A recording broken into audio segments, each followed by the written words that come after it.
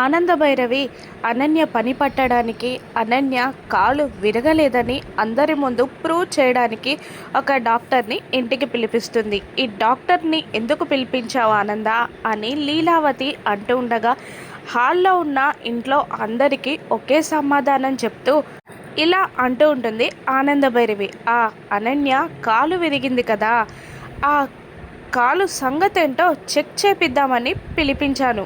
ఈ madam treatment అద్భుతంగా ఉంటుంది, ఈ రోజుతో తేలిపోతుంది అని ఆనంద భైరవి అంటూ ఉండగా, హో అంటుంది లీల.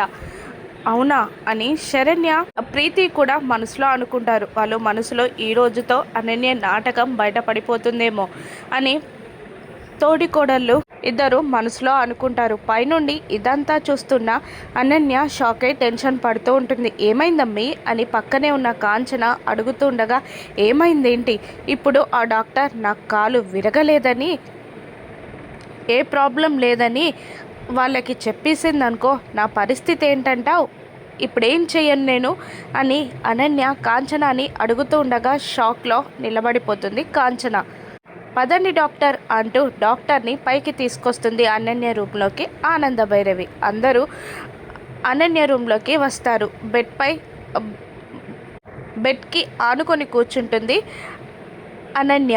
అక్కడే కాంచన కూడా కూర్చొని ఉంటుంది. రండి మేడం, తనే పేషెంట్ అని అనగానే కోపంగా చూస్తుంది అనన్య ఆనందభైరవి వైపు. చూడండి, ఒక్కసారి తన కాల్ని చెక్ చేయండి అనగానే కాలు ముట్టుకోగానే అమ్మా అని అరుస్తుంది అనన్య.